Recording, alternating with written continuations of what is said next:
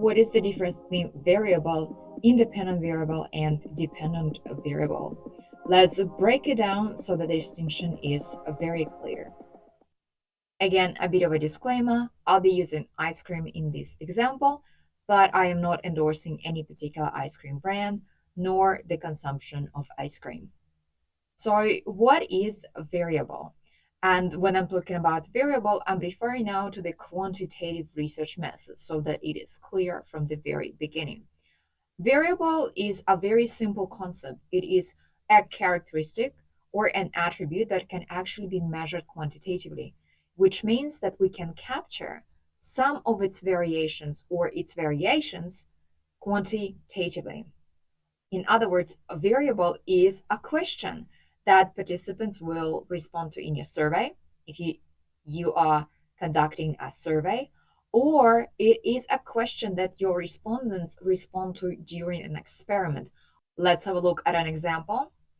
Here is a very typical question which can be used to measure mood. And this is just one of the ways to measure it. Of course, there are multiple ones, which I am acknowledging. But let's stick with this example. Let's say we want to measure how a person feels on a scale from 1 to 5, where 1 would correspond to a sadder mood, 3 is neutral or neither, somewhere in between sad and happy, and 4 and 5 would lean towards a happier mood. So this is an example of a variable. What is going on here? We are capturing moods through this question, and we are capturing the variations in the moods through the answer options. So this is what makes this question a variable. It can also vary between the participants, and these are the differences we are capturing by engaging in research. Here is another example of a variable where every day we go out and ask consumers how many scoops of ice creams or how much ice cream they actually consume. And here you can see that answer options range from 1 to 5. We are trying to capture consumption through this question, and the variations in consumption range. Taken together, these are two variables, two questions which we may distribute during the survey. If we, for example, every day go out and ask people how they feel and how much ice cream they consumed on that day. Now, that leads us to the next important distinction, which is independent and dependent variable. Now, as you can tell, independent variable and dependent variable, they are still variables, but this time we as researchers are not looking at simply describing how people feel, because we can easily summarize this. On average, people in our sample feel sad today, or most of the respondents feel sad, or most people feel neutral. With independent and dependent variable, we are trying the next level. We are going the next step, because now we are trying to think, is there a relationship between the variables that we are considering? So we are considering them together, not as separate variables, separate question on its own. This is the key distinction, because the moment you have independent variable, it will not be there alone. It will have a dependent variable. And this is the key distinction between these two. Independent variable is something, it's a factor, it's an attribute, it is something that stands alone, and it is not influenced by any other factor. And the dependent variable is a variable whose variations actually depend on the changes or variations in our independent variable. So independent and dependent variables, they are useful when you are looking at the relationship between two or more variables. You're moving beyond the description, the means, descriptive statistics, and you're moving into predictive analytics. And the relationship between independent and dependent variable can be causal if we use an experiment, or it could be correlational if we use a survey. And like I said before, experiment is the only tool that can establish causality, because we try to isolate the impact of other variables. It is very often executed in a controlled environment. Allocation of the participants to the conditions is random. So this all cumulatively allow us to establish causality. Say X, our independent variable, really causes that type of variations or changes in our dependent variable. If we are using a survey, it is a cross-sectional data. There are a lot of factors that we cannot account for. That's why it is correlational type of relationship. Let's now make this more tangible and have an example of independent and dependent variable from a survey. Here, I'll be using exactly the same example, so it is super clear. We are looking at ice cream consumption and also mood. And let's say we had a sample of respondents. We engaged with them every day during the week or on a random day during the months. And we collected data over some time, or we have been collecting data over some time. And now we want to see, is there a relationship between how people feel and how much ice cream they consume?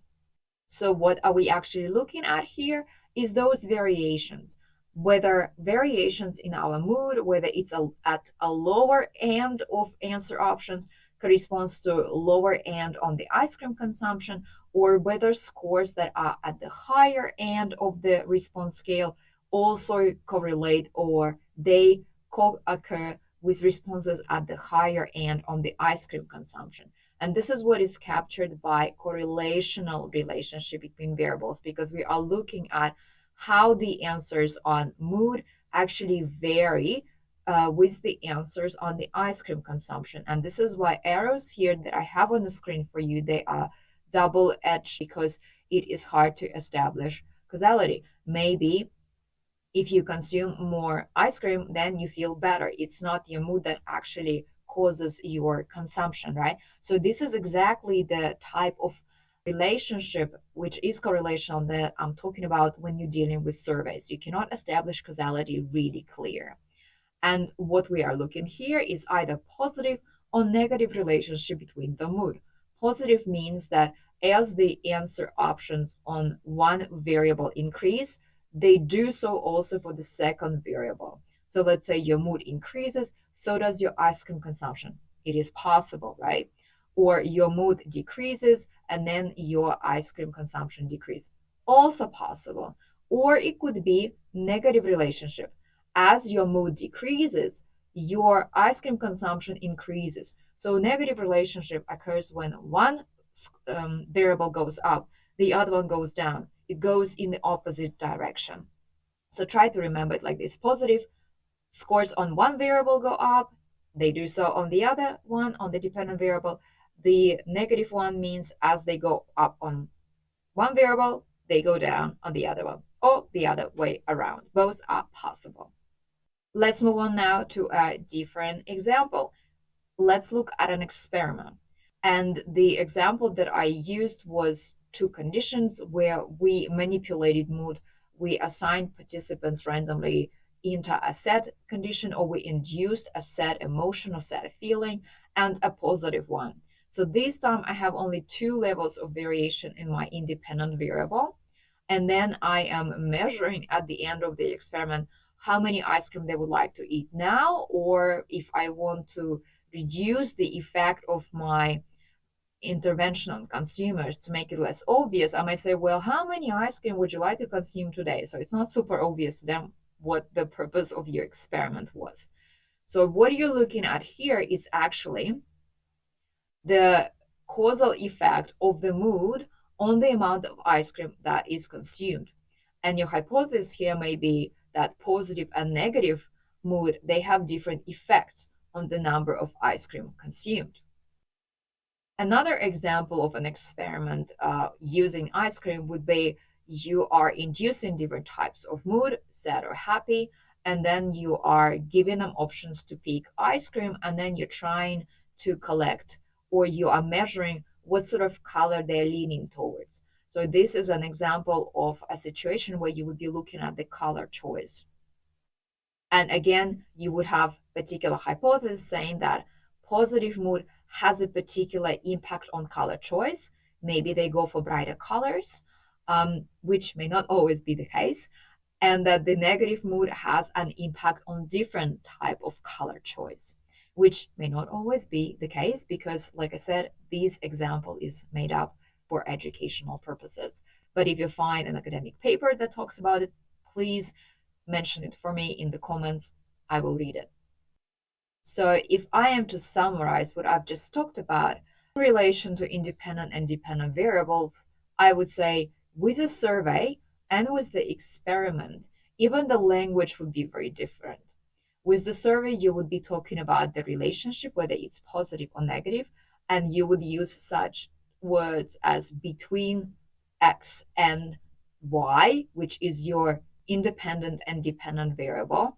But with the experiment, the words would be different. You would be using such words as an effect of something on something else. In this case, it's the effect of positive or negative mood on ice cream consumption. Very often, when we deal with independent and dependent variables, they can be visualized. Conventionally, the dependent variable goes on the y-axis, which is vertical, and on the horizontal x-axis, you would have your mood. As you can see here, and this is a fake example, it's not real data, you can see that here there seems to be a positive relationship between mood and ice cream consumption.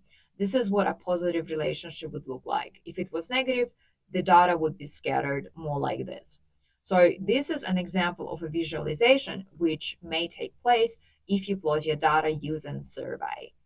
Now, in the experiment, you may actually have very similar visualization of data, but here, because there were only two conditions, one group was allocated to sad mood and another group of respondents was allocated to the negative mood, you can see that we actually have only two data points, and then we would have data associated with each group.